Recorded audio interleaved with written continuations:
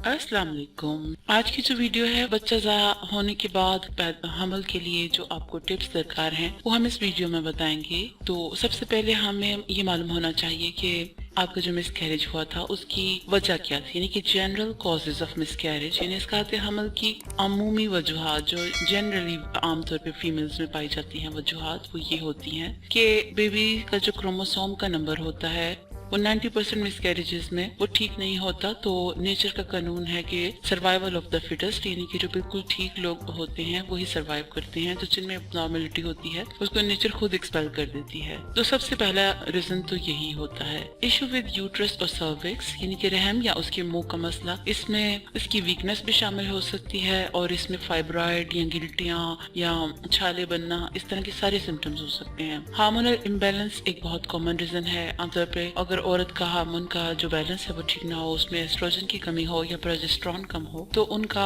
जो प्रेगनेंसी है वो सस्टेन नहीं करती और वो अबॉर्ट हो जाती है। इन्फेक्शन ये कॉज होता है आपके मेल पार्टनर की तरफ से। कई दफा आपका मेल पार्टनर डेड सेल्स आप में ट्रांसफर करता है जिसकी वजह से आपके यूट्रस में इन्फेक्शन हो जाता है और आप कंसीव नहीं कर पाती। टेंशन और स्ट्रेस, यानी कि तनाव या टेंशन, ये एक बहुत कॉमन रीजन है जिसमें अगर औरत अपने फर्स्ट ट्राइमेस्टर में एकदम से सडन स्ट्रेस ले ली या टेंशन का शिकार हो जाए तो उसका मिसकैरेज हो जाता है। ओव्यूलेशन आफ्टर मिसकैरेज, अस्कात हमल के बाद अंडा जो है वो तकरीबन 2 हफ्तों के बाद निकल आता है अपने खोल से, यानी कि ओव्यूलेशन हो जाती है। तो अगर आप मुझसे पूछें कि कितनी देर बाद दोबारा साइकिल स्टार्ट होती है, तो ये उसका आंसर है कंसल्ट डॉक्टर फॉर सजेशन। जब आप प्लान कर लें तो आप डॉक्टर से मशवरा करें, उससे जरूरी अद्वियात लिखवा लें और उससे कंप्लीट मशवरा लें। How to prepare for next pregnancy, यानी नए हमल की तैयारी आप कब करें या किस तरीके से करें और आपको इसके लिए क्या क्या करना चाहिए। तो सबसे पहले हील फिजिकली, यानी कि जो आपका एक मिसकैरेज हुआ,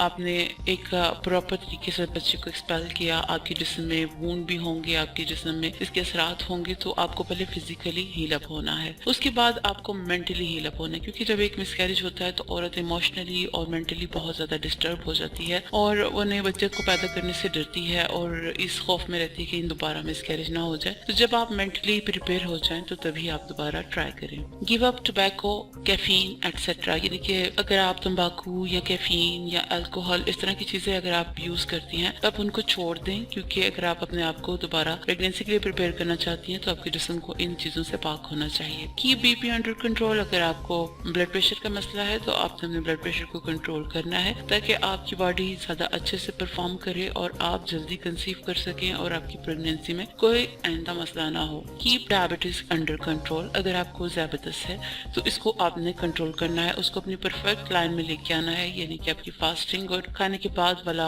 आपका जो नंबर है इसका वो आपका कंट्रोल में होना चाहिए। ईट हेल्दी डाइट, यानी कि सेहत देने वाली अशिया खाएं, ऐसी चीजें खाएं जो आपके जिस्म में नमकियात की कमी को और प्रोटीन, कार्बोहाइड्रेट्स और इस तरह की जरूरी इंग्रेडिएंट्स को पूरा करे ताकि आपके जिस्म में इतनी कैपेबिलिटी हो कि आप एक अच्छी प्रेगनेंसी को सस्टेन कर सकें। कंट्रोल बॉडी मास इंडेक्स, अपने वजन को कंट्रोल में रखें। आमतौर पे औरतें शादी के बाद केयर नहीं करती और उनका वजन बढ़ जाता है जिसकी वजह से उनमें कंसीव करने का प्रॉब्लम होता है और मिसकैरेज के बाद अक्सर ऐसा होता है। How much gap after miscarriage, तो अस्कात हमल के बाद कितना वक्फा जरूरी है ये आपको मैं अलग अलग बताऊंगी, क्योंकि अगर आपका फॉर एग्जाम्पल एक मिसकैरेज हुआ है या आपके एक से ज्यादा मिसकैरेज हुए हैं तो उनके लिए अलग डेफिनेशन है इसकी। अगर आपका फर्स्ट मिसकैरेज हुआ है तो जैसे ही 2 वीक के बाद आपका ओव्यूलेशन होती है तो आप बेशक ट्राई कर सकती हैं अगर आप फिजिकली और मेंटली हील हो चुकी हैं तो। अदरवाइज अगर आपका सेकंड मिसकैरेज है तो आपको मशवरा दिया जाता है कि आप कम से कम 3 महीने या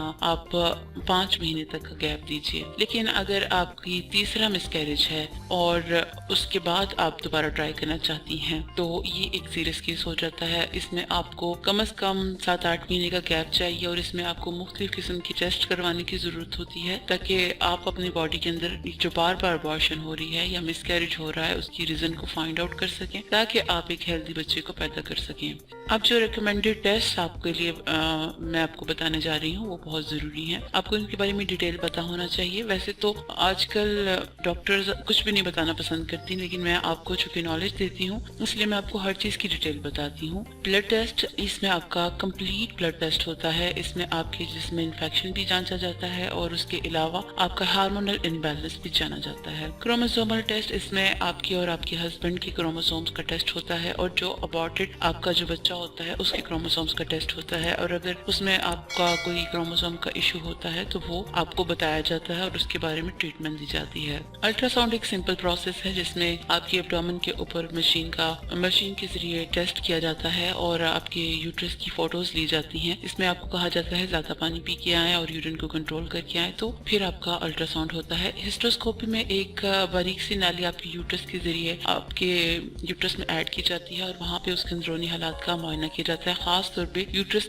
अंदरूनी सतह को देखा जाता है कि इसमें क्या प्रॉब्लम है और इसमें क्या क्या प्रॉब्लम्स है, मसलन जैसे इसमें फाइब्रॉइड है या इसमें कोई डैमेज है, क्या इसमें प्रॉब्लम्स हैं। इसके बाद टेस्ट आता है हिस्टीरोसाल्पिंगोग्राफी, जिसको आम जुबान में डॉक्टर कहते हैं आपकी लेप्रोस्कोपी होनी है। इसमें एक डाई आपके जिस्म के अंदर डाली जाती है जो आपकी फ्लोपियन ट्यूब्स में और आपकी यूट्रस के अंदर जाती है, और उसके बाद आपका एक्सरे लिया जाता है। तो जहाँ जहाँ वो डाई गई होती है वहां से आपका टेस्ट मॉनिटर किया जाता है कि फॉर एग्जांपल अगर आपकी फ्लोपियन ट्यूब्स बंद हो तो वो दवाई वहां से मूव नहीं की होती या डाई वहां से मूव नहीं की होती, तो इस तरह अंदरूनी प्रॉब्लम्स का पता चलता है। सोनोहिस्टेरोग्राफी एक अलग टेस्ट है। इसमें आपके यूट्रस के अंदर एक सेलाइन वाटर ऐड किया जाता है और उसके बाद अल्ट्रासाउंड किया जाता है। इसके जरिए भी आपके जो यूट्रस के अंदर तोड़ फोड़ या प्रॉब्लम्स जो है फाइंड आउट की जाती हैं। मैग्नेटिक रेजोनेंस इमेज, ये एक ऐसा टेस्ट होता है जिसमें मैग्नेटिक